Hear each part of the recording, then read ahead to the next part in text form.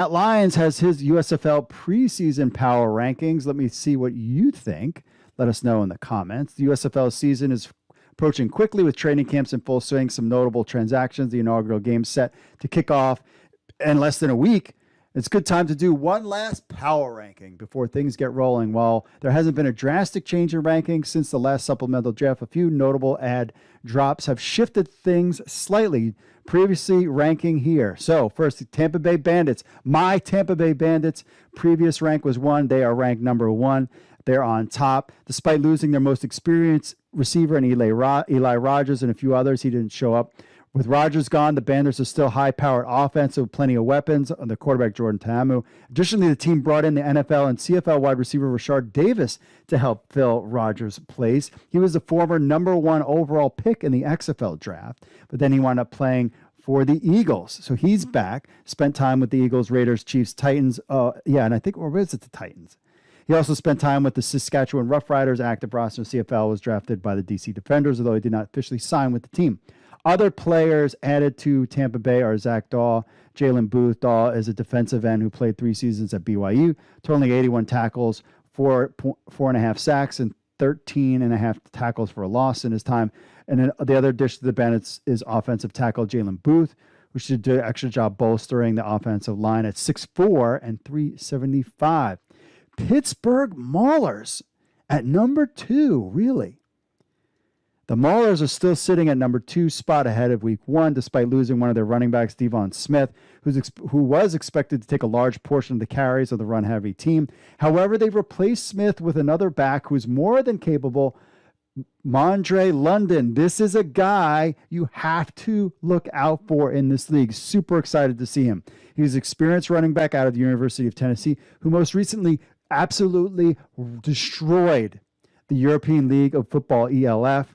Inaugural season, he'd win the MVP award, was named the ELF All-Star, and was named to American Football International's 2021 All-Europe first team as the top running back in Europe. In 10 games with the Cologne Centurions, London took 303 rushing attempts for 2,177 yards, 23 touchdowns, averaging 207 yards per game. His longest run of the season came at 86 yards scoring play. London also had stints in the Spring League, fan control football, before getting involved with ELF. Other players, I'm super excited about seeing him. Other players signed by the Maulers, 6'5", 310 offensive tackle Justin Evans and former Carolina Panthers fullback Mickey Daniel. So it's quite clear the Maulers will be running the ball. Don't care who knows. The way Kirby Wilson's built the team, it's sure like they'll be able to do it. Super excited about checking out this team. Devon Smith was not happy about being released, by the way. Just pointing at that out. He did that. Nolans Breakers, number 3. Breakers stay at number spot after adding a few nice pieces to their defensive backfield and bolstering the offensive line. The most significant loss for the Breakers may be cornerback Dietrich Jones, who was drafted by the team without informing the USFL of his contract with the CFL Stampeders. Jones denied he'd committed to the Stamps, and the Breakers released him on April 1st, 2022. He was on the Markcast talking about all that stuff. Jones' replacement will be cornerback Neville Clark, who played college ball at Central Florida and played in the 2020 East-West Shrine Bowl. Clark's also spent time with the Vikings, but injured his foot in training camp and was later released. Most recently spent time with the Spring League's Generals. Another new face will join Clark in the backfield. Former XFL Los Angeles cornerback Mike Stevens, while Jones will likely be more heavily relied on. Stevens should not be overlooked as a quality slot corner. Breakers also added Kai Abersh, 6'4", 335-pound offensive tackle out of Florida International. Abashir also allowed only 1 sack during his senior season. It would be a nice addition to Nolans' already good offensive line. Now, this is the team that I thought was going to be the big one.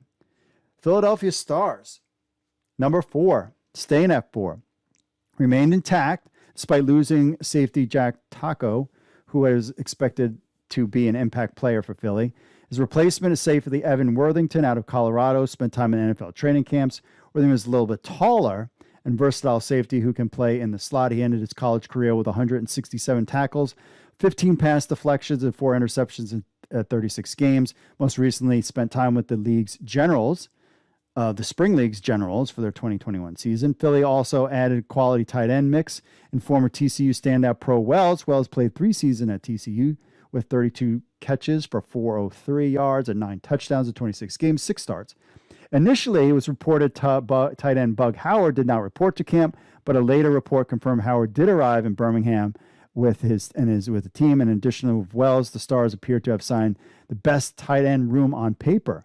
So they got Pro Wells, Worthington. Number 5, the New Jersey Generals, previously ranked 7. The Generals are the first team on the list to actually have moved since the last time, taking the number 5 spot after a few very nice additions. The big loss, of course, was Ben Holmes. We talked about him last week, who was released a few days ago after breaking his toe in practice. That part I don't get. It's not currently clear if Holmes will return to USFL once he's healed in roughly 5 to 6 weeks. However, Holmes' replacement was more than qualified because it could be even better. He was replaced by Luis Perez, who spent time in the Rams, Eagles, Lions, as well as AAF's Birmingham Iron and LA Wildcats and New York Guardians, and the Spring Leagues. Most recently, Perez led the Spring League's Jousters in 2021, where his team made it to the league's championship game. Unfortunately, they lost to the TSL linemen. Cam Eccles-Looper is another quality addition to the Generals, a versatile wide receiver who gained experience playing a handful of different positions, including quarterback and running back at times. With rules like the double forward pass and small roster size, a Swiss Army knife such as Cam Eccles-Looper could quickly become an asset for Mike Riley's offense. Another additions include tight end Woody Brandon, defensive end Deion Sizer. Sizer is a defensive end out of Colorado State, spent 3 seasons bouncing off the Broncos practice squad. Sizer's only appeared in 1 game for the Broncos, recorded 1 assisted tackle. And in his college career with 139 total tackles and 10 sacks in 41 games. Birmingham Stallions. So this means that New Jersey Generals should beat the Stallions. I don't know about that. I don't know. Stallions at 6. They previously were at 5. They dropped the spot. They were bumped down because of the nice move by the Generals. The only roster moves occurred for the Stallions. The team released Haston Adams and adding replacement Jordan Thompson. Thompson, 6'3", 292-pound defensive tackle out of Northwestern. Time with the 49ers and XFL Seattle Dragons. While in college, started 35 consecutive games until they missed the Holiday Bowl with an injury. In that time, Thompson made himself known as a key part of TCU's run defense, ending his college career with 91 total tackles, 13 tackles for a loss, 5.5 sacks in 50 games. While he didn't earn any playing time with the Niners, Thompson did play in all 5, starting 4 of the XFL games in 2020, recorded 14 tackles and 1 sack. Michigan Panthers. You think Jeff Fisher, big name here, some big guy time quarterbacks.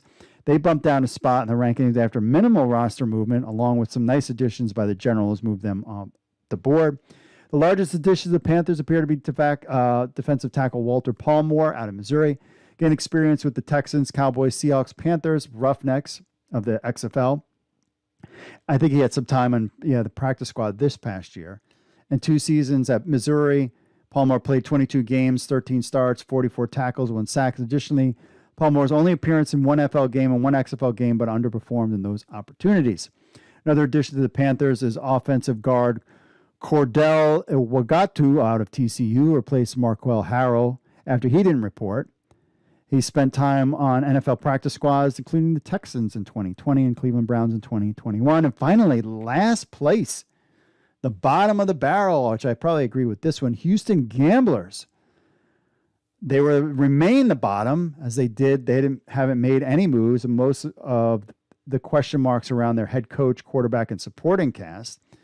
It surprised me, Matt Lyons, the Gamblers didn't make any ads. Considering they have what seems to be one of the weaker teams on paper, I guess Kevin Sumlin's feeling confident with what he has. So we'll see how it works out for him. Though some people are not too keen on Kevin Sumlin. So maybe that's why they're bottom at 8. So what do you think of the rankings as we go into the season? My Tampa Bay Bandits, excited. They're number 1. Number 2, Pittsburgh Maulers, surprised but not surprised. Nolens Breakers at 3. Philadelphia Stars at 4. Jersey Generals at 7.